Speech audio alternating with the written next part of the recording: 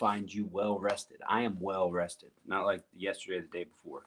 I tell you, there's a lot to be said about the aspects of the human experience that are kind of out of our awareness and just out of our control. Like the honor quest that I helped support in RVA, Richmond, Virginia, was only a 5-hour event. It was a lot of walking. It was in the rain. It was a lot. But I wouldn't say I was physically exhausted. But when I got home, and then for the next 2 days, I just noticed a more significant kind of lag when I woke up. Just I just felt it. And today, it's been 2 days after. Today, I'm up like a shot. I'm good to go. And that I got my bell back. Hold on.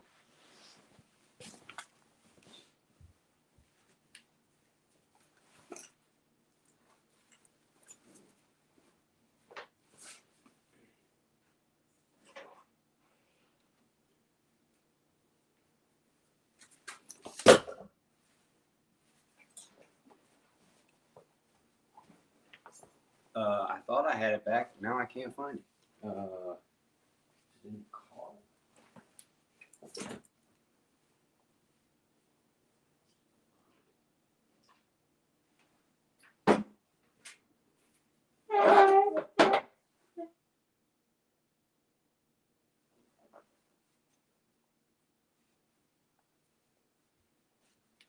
Shoot, I don't know.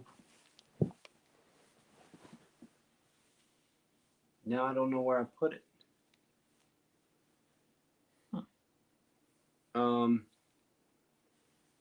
That's not good. I know I don't think I left it at the Capitol.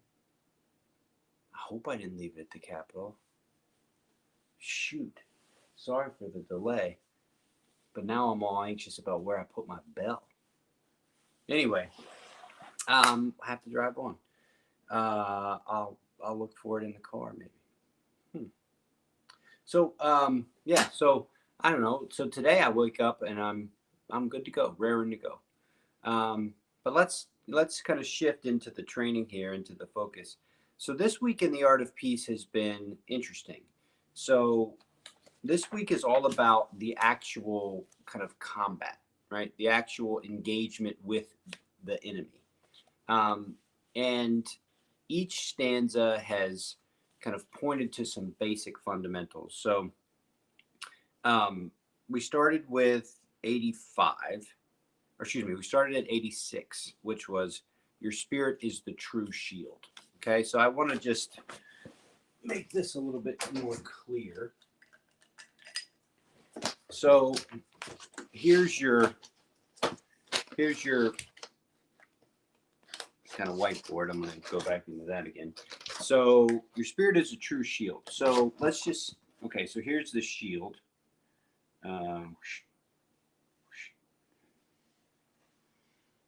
Okay, so here's the shield. Let's make this the enemy. We'll call this the enemy. Okay, there's the shield, there's the enemy. The idea being that the shield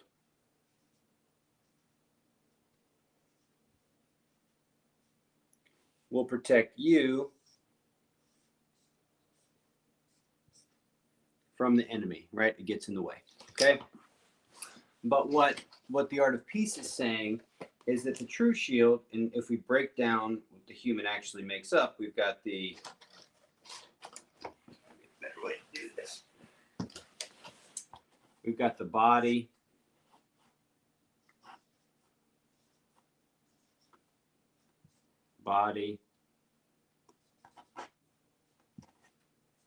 mind, and then the mystery.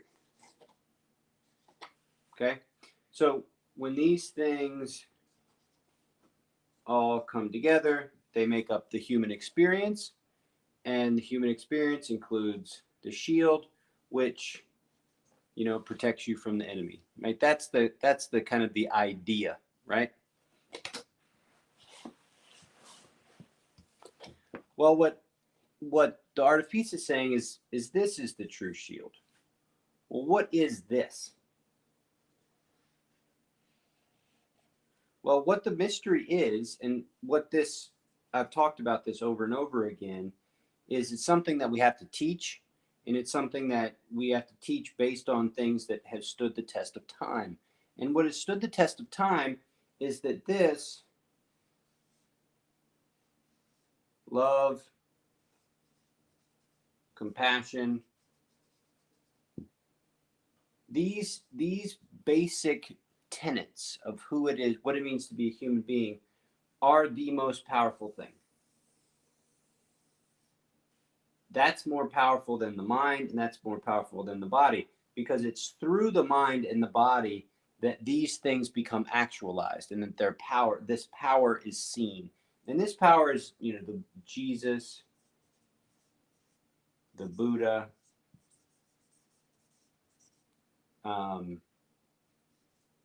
Judaism, and even Islam.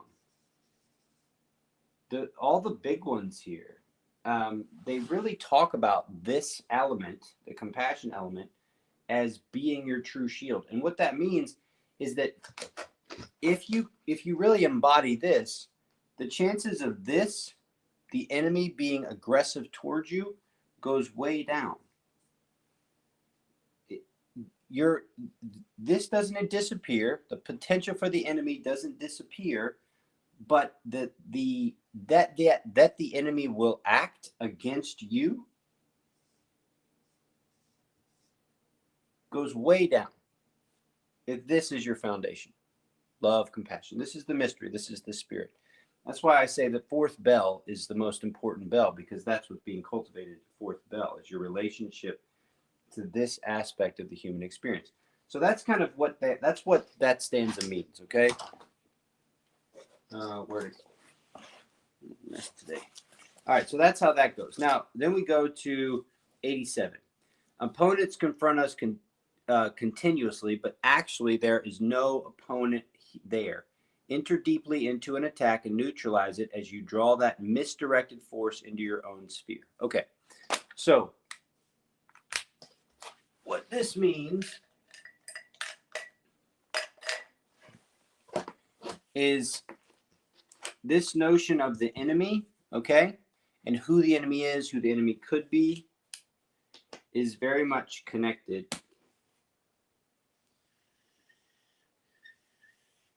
to the mind. Okay? So this is very much connected to the mind. Now remember, the mind can go anywhere, okay? The mind has infinite capabilities. The mind can go to the past, the mind can go to the future, the mind can imagine stories, the mind can do whatever it wants. So what typically is happening here, if you're not here, okay, if you is mostly mind,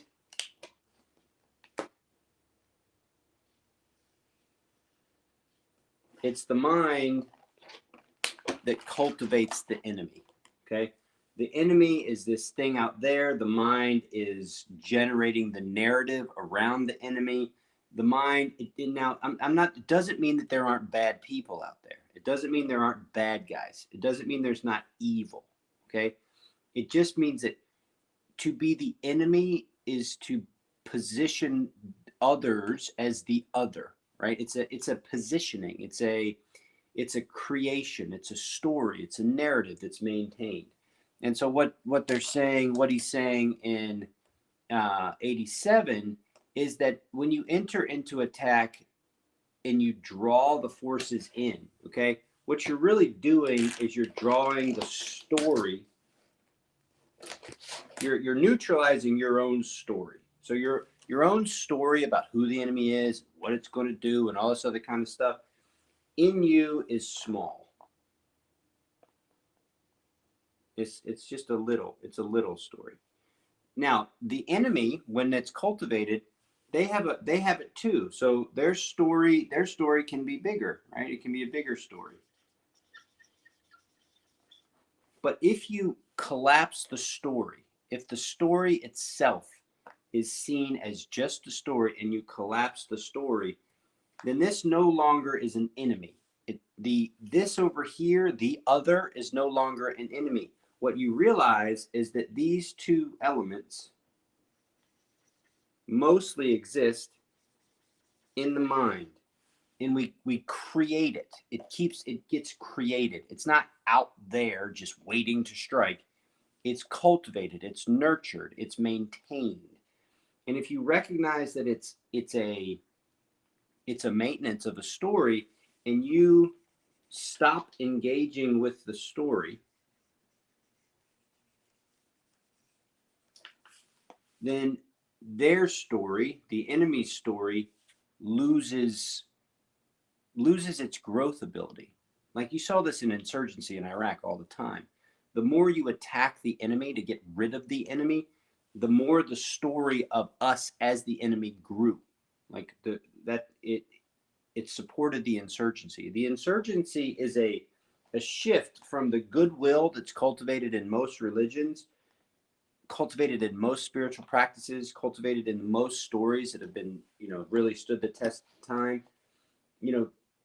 Those stories are there, but they can be overshadowed when the mind creates this narrative, and then ultimately the body gets put in and there's conflict, right? There's actual, there's fight, right? But if you disrupt that story straight off the bat and recognize it as a story to begin with,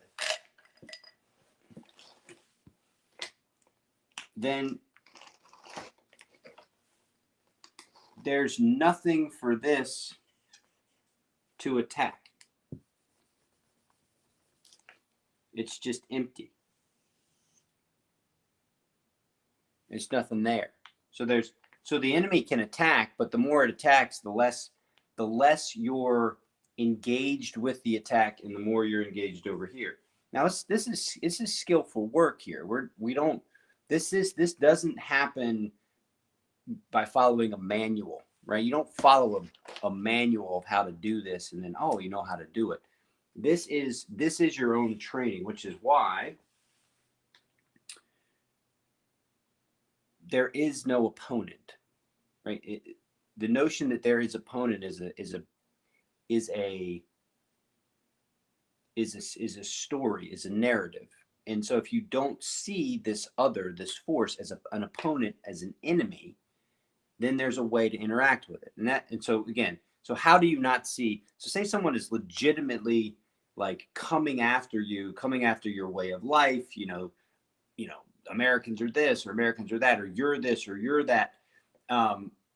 What he says here in 88 is, don't stare into the eyes of your opponent.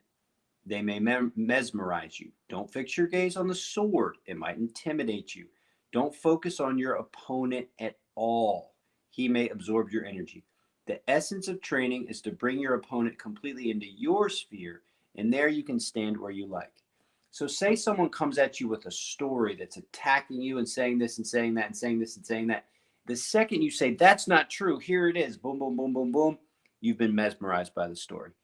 The second you become angry and you see in your face and then you've been intimidated by the sword.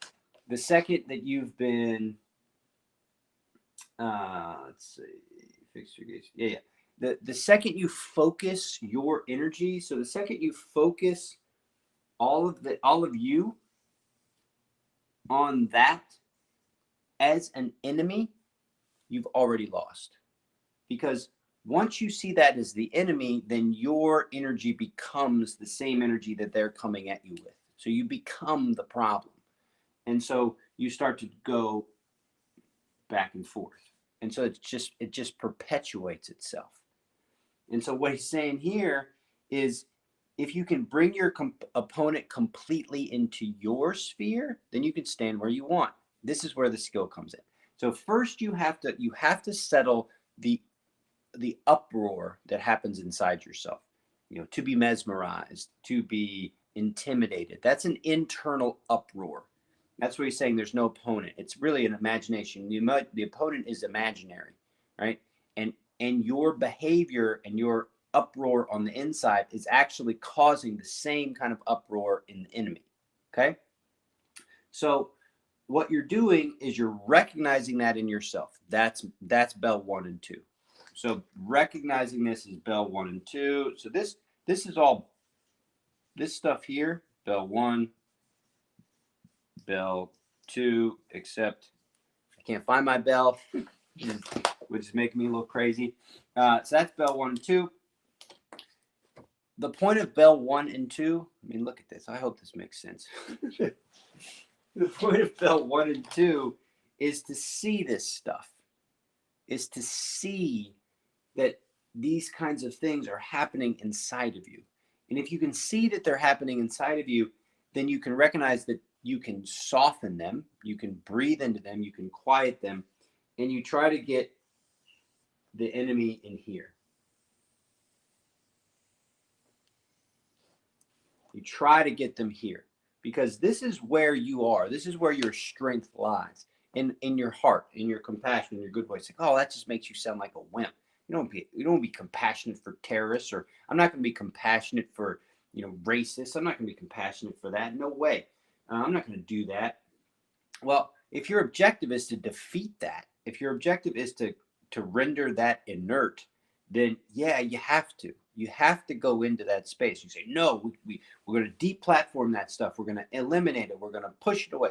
No, you can't. You can't do it. You cannot eliminate confrontation. You can't eliminate the enemy. You can't eliminate evil. You can only interact with it in yourself and recognize that it's a part of a narrative. It's a part of a story.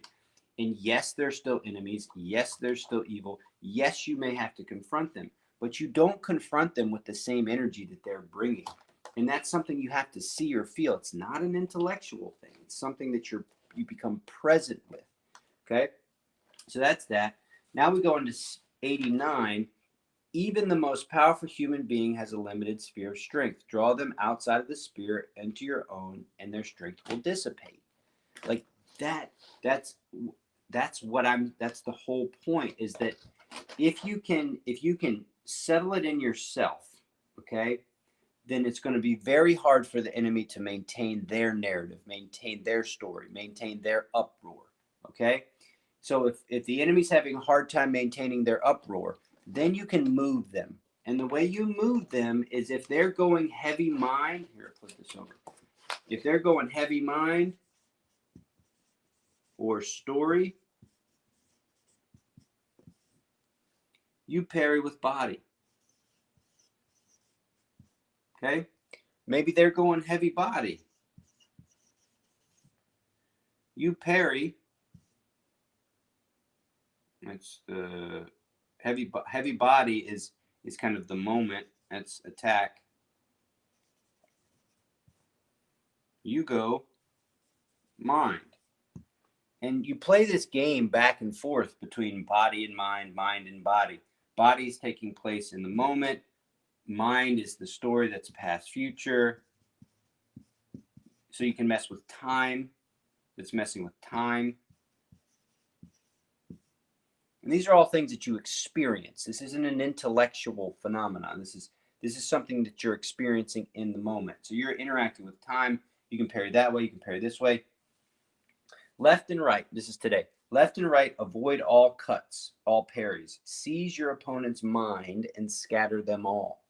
And so the way you seize your opponent's mind is they become, when you interact with different aspects of the narrative. So there's the body narrative, which is the present moment. There's the mind narrative, which is the past, future, the story. When you interact at that level, you can start to disrupt the pattern. See, typically this pattern just plays out all the time. This pattern of, this is the enemy, this is why, here's the story, here's what they've done, here's where they're fighting. And so you get up for that. You get up for that. Now, if you're getting up for that, then you're getting up for the story, the narrative. If you don't get up for that, if that's not causing uproar inside of you, and you can recognize it, bell 1, bell 2, and then interact with it, which is your breathing, that's bell 3, then you can take any conflict into bell 4, and that's when you capture their minds. Like, that's what happens. I'll put this down.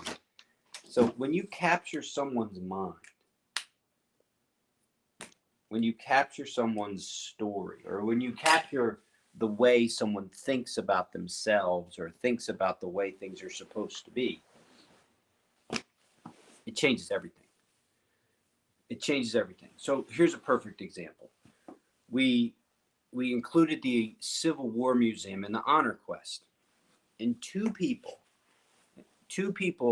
came out of that experience with a totally new way of interacting with the Civil War. They came in understanding the Civil War, rightly so, as being about white supremacy, being about slavery, which is the grand narrative of the Civil War. That's what they went in with. Okay, that narrative has been fought, and it's not this, it's not that. Da, da, da, da, da. That fight right there created a feeling inside these people of, I can't go in, I just can't even interact with it. I'm not even gonna deal with that, because the story, I know it's this, they're saying it's that, I just can't even go into it. I can't do it. So two people, and these are college educated veterans, I'd say in their mid 20s, mid to late 20s. They're like, I just felt real apprehensive about this conversation to begin with. I mean, the Civil War, everything that's going on right now, I just don't even want to deal with it. They went into the museum. They go into the museum, and they both use the same word to describe the museum. They describe themselves as lost. Not lost as like, I don't know where the hell I am in this museum, but lost in the experience of the museum. Their minds were captured. They were just like, and they both use the word lost, meaning they lost themselves. They lost the story of, well, it's this way, it's that way, it's the north, it's the south, it's this. They lost themselves, and they saw themselves in the stories. They saw themselves in the Confederacy. They saw themselves in the Union. And all of a sudden, it was okay that, yes, it was about slavery. Yes, it was about white supremacy. But it was okay to say, yes, it was also about pride.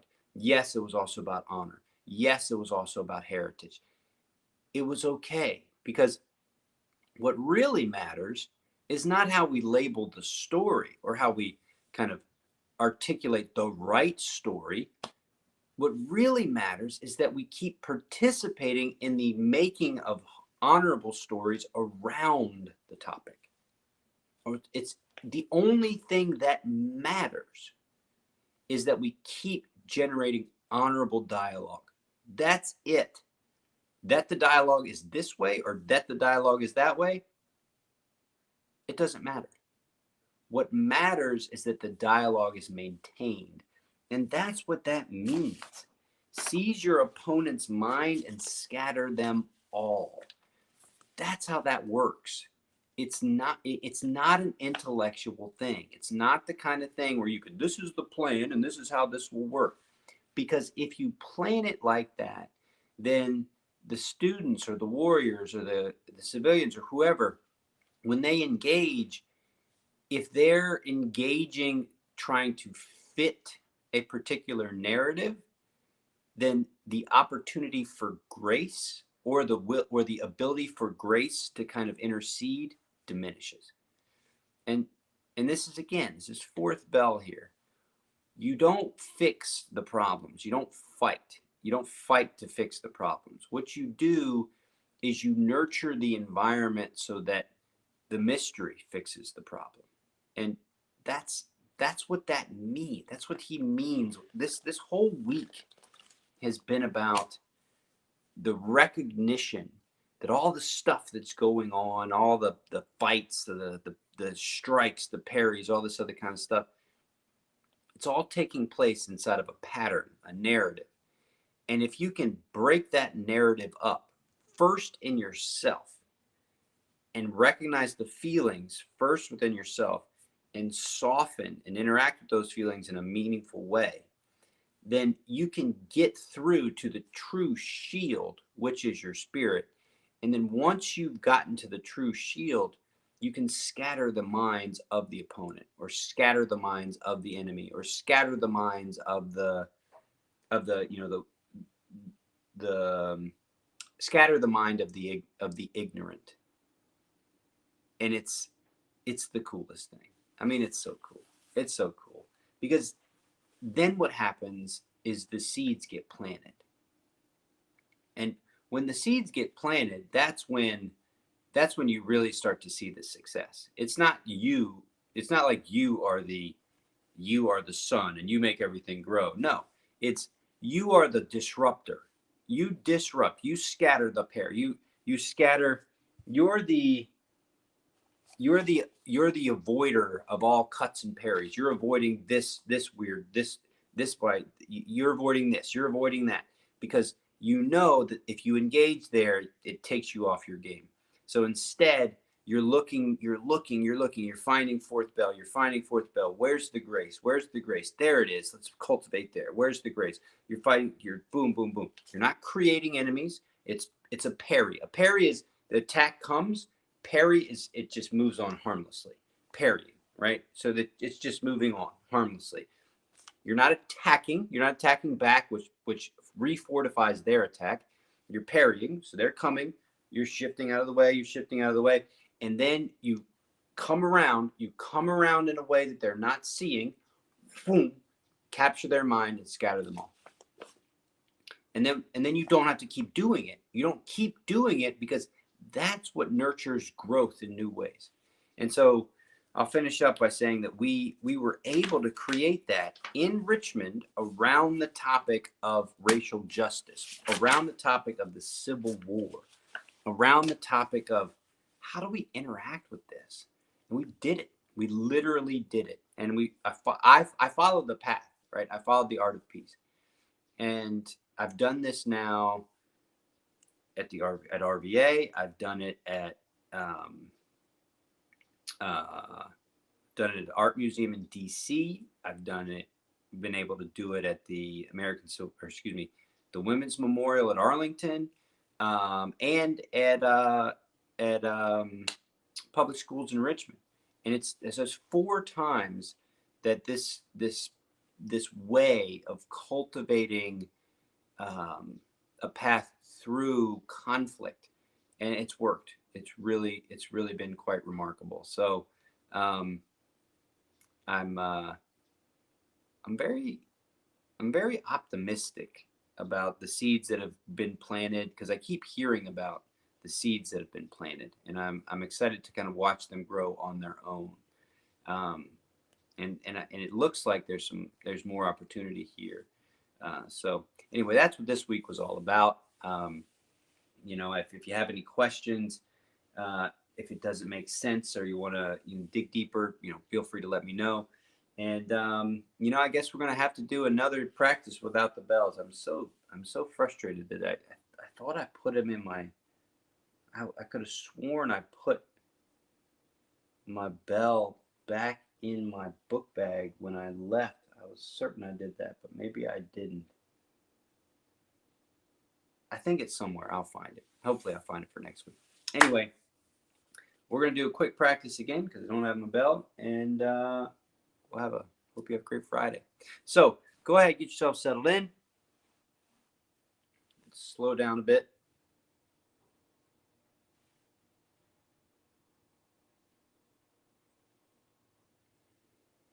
Sight, sound, taste, touch, smell. What do you notice? What stands out?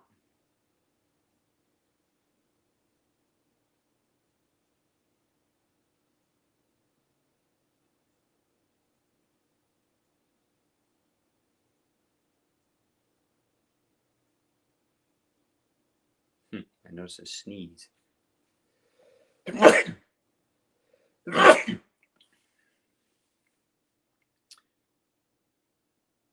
From your awareness being focused on the present moment, shifted into the body, noticing the ground, what's beneath you. Move your attention up into the pelvis.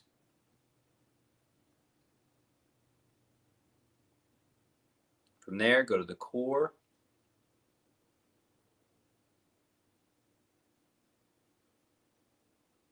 Come up to the heart space.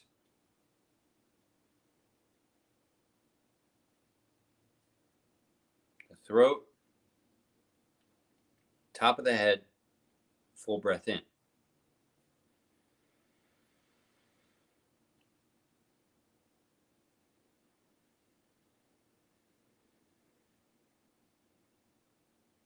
Let's do 2 more rounds of full breathing. Influence time. Really take your time breathing in and out in a very slow manner. We'll do 2 really slow breaths.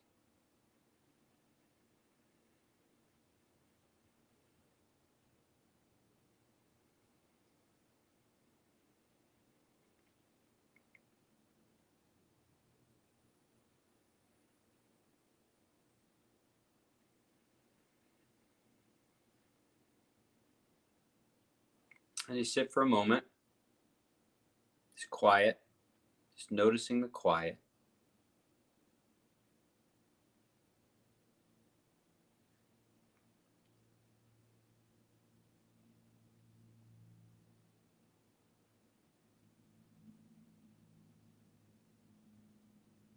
And when you're ready, begin your gratitude or your compassion practice. Cultivating kind of an internal narrative around gratitude and an internal narrative around compassion. Where do you want to send your goodwill? How do you want to cultivate your goodwill? Gratitude cultivates, compassion sends that goodwill out. And part of the sending out of the goodwill means to envision, imagine, and connect to suffering. And so, like right now, I saw an image of at Dodger Stadium. And I'm not sure where Dodger Stadium is. Alexa, where's Dodger Stadium? I found a Dodger Stadium. It is 2,270.5 miles away on Elysian Park Drive in Los Angeles. Yeah. It is currently closed, but will be open today from 10 a.m. to 1 p.m. Alexa, stop. So I saw an image of that stadium, and in the picture, it shows a parking lot filled with hundreds and hundreds and hundreds of cars, and you would think it was for a baseball game, but what it's for is corona testing. It's just hundreds and hundreds and hundreds of people who are worried that they're sick and worried not just they're sick, but that they could have passed it on to other people. And I just imagine how much that must be eating at their minds and at their thoughts, and how frustrated they must be with all the difficulty of getting a test. And I think about that and I connect to that and I send my goodwill. I imagine my peace of mind, my quiet. I imagine that you shooting out 2,000 miles, right? That's what the robot said. 2,000 miles. I imagine it. Maybe it's an invisible string. We taught my daughters how to envision staying connected to their grandma, my mom, with an invisible string. And that's what's cool about the mind, right? Your mind can be used to its advantages as opposed to it taking advantage of you, right? So, you envision your goodwill. I literally envision a string, an invisible string moving out from my heart 2,000 miles to those cars that are all trying to get a little bit of clarity, dealing with all this uncertainty and fear. And I imagine their suffering, and I imagine, just it being alleviated for a moment, just a moment. And it takes work to do that. It takes practice to do that. And so let's finish up with just a breath in, breath out, breath in, breath out, finish on the second breath.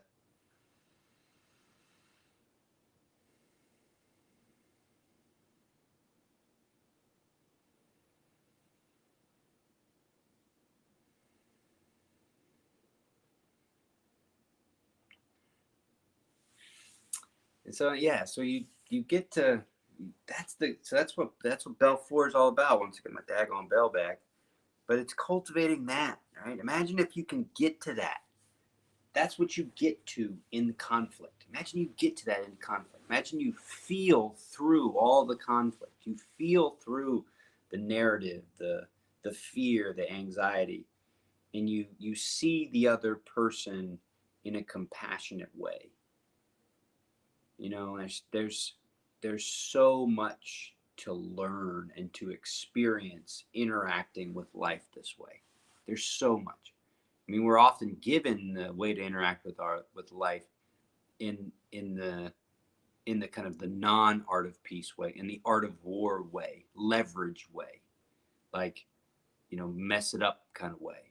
And this is different. You know, you go to Costco, you see the art of war in 5 different versions, right? You go to most bookstores, you've never seen the art of peace, right? It's not there. So next week we've got the 90s. Yeah.